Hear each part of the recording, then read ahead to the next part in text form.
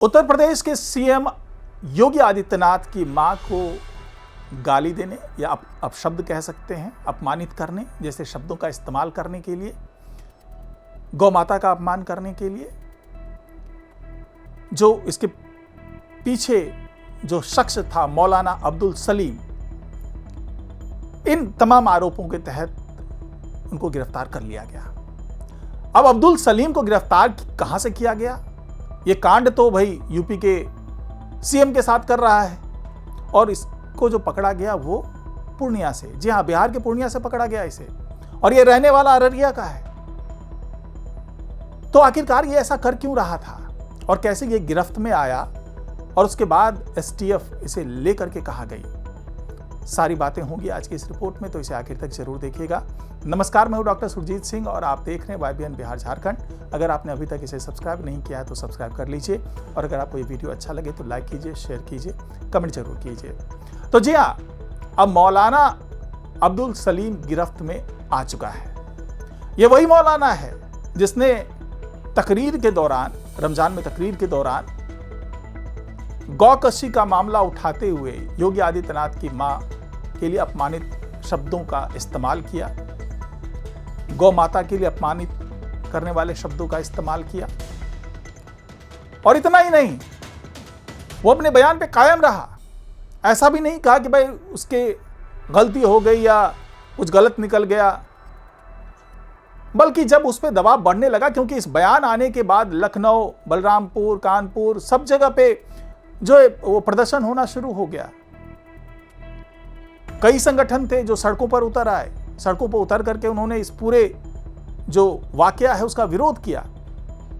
उसके बाद जब दबाव बढ़ने लगा मौलाना अब्दुल सलीम पर, तो उसने तब भी माफी नहीं मांगी, जबकि पूरे उत्तर प्रदेश की बात करें तो 120 FIR उसके खिलाफ दर्ज हो चुका है, लेकिन माफी नहीं मांगी उसने।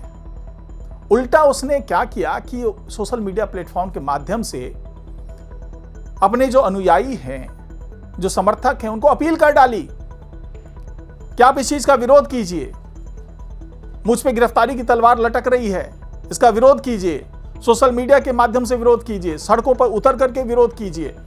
यानी कि एक तरीके से बलवा कराने की पूरी साजिश रची गई, उपद्रव कराने की पूरी साजिश रची गई, शांति व्यवस्था, कानून व्यवस्था को तोड़ने का पूरा षड्यंत्र रचा गया।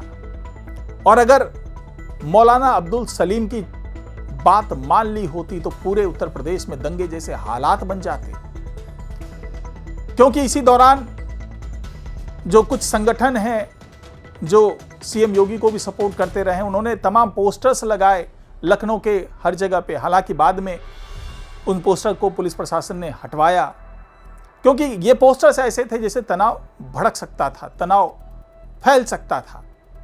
और दूसरी तरफ जिस तरीके से अब्दुल सलीम लगातार बयान दे रहा था, लगातार पुलिस से बचने की कोशिश कर रहा था, उससे हालात और खराब होते चले जा रहे थे। अब आप जानना चाहें कि मौलाना अब्दुल सलीम इतनी बड़ी शख्सियत कैसे हो गया? तो ये जो मौलाना अब्दुल सलीम है, ये न सिर्फ बिहार बल्कि उत्तर प्रदेश, पश्चिम बंगाल, ऐसे जो आसपास के जो 2-3 राज्य हैं, वहां का बड़ा मुस्लिम धर्मगुरु है। और कई बार ये विवादित बयान देने के कारण चर्चा में आ चुका है, और कई थानों में, अभी तो ये माना जा रहा है कि करीब 84 थानों की पुलिस इसे ढूंढ रही है। 84 थानों में जो इसके खिलाफ FIR दर्ज है, 120 FIR दर्ज है। और जब उत्तर प्रदेश की STF टीम पहुंची, जब उसे सुराग मिला, कई मुखबिरों से इनके पास जानकारी आई, जो फोन थे उसको ट्रेस किया गया, और जब पुलिस पहुंची बिहार, पता चला कि ये पूर्णिया में छिपा हुआ था। सोचिए, वही सीमांचल का इलाका जो अक्सर सुर्खियों में रहता है, और ये खुद भी अररिया से आता है जो कि सीमांचल का इलाका है। और इसे लग रहा था मौलाना अब्दुल सलीम को कि वो बच जाएगा, क्योंकि वो पूर्णिया में बैठा हुआ है, इसके आसपास उनके समर्थक मौजूद हैं, वो उसकी गिरफ्तारी को रोक लेंगे। लेकिन ऐसा हुआ नहीं। उत्तर प्रदेश की STF टीम आती है और पूर्णिया से इसे दबोच लेती है, और इसे यहां से लेकर के वापस गोरखपुर जाया जाता है। ट्रांजिट की सारी प्रक्रियाएं पूरी करने के बाद इसे गोरखपुर लेकर के जाया जाता है, वहाँ पर इसे पूछताछ भी चल रही है और उसके बाद किसी अज्ञात जगह पर ले जा करके तमाम बातें, तमाम पूछताछ करने की बात चल रही है। और अब हवालात में जाना तो लगभग तय है, क्योंकि 120 एफआईआर दर्ज है, तो अलग अलग मामले चलेंगे, अलग अलग मुकदमे चलेंगे। लेकिन सवाल यह उठता है कि आखिरकार उसने ऐसा बयान दिया क्यों? क्योंकि यह माना जा रहा है कि जिन दिनों बिहार में विधानसभा चुनाव चल रहा था तो ये AIMIM का बहुत करीबी समर्थक रहा है।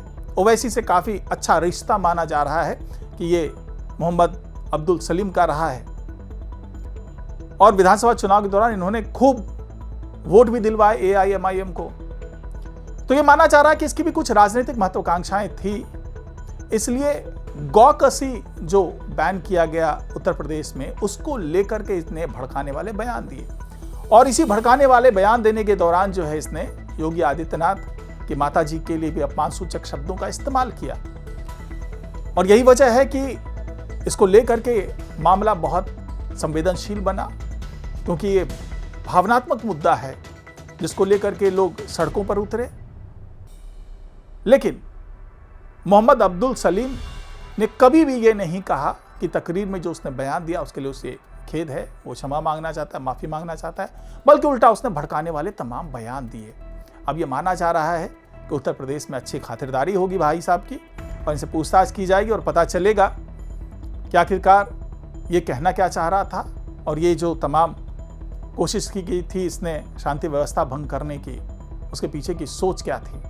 तो फिलहाल आज की रिपोर्ट में इतना ही। नमस्कार।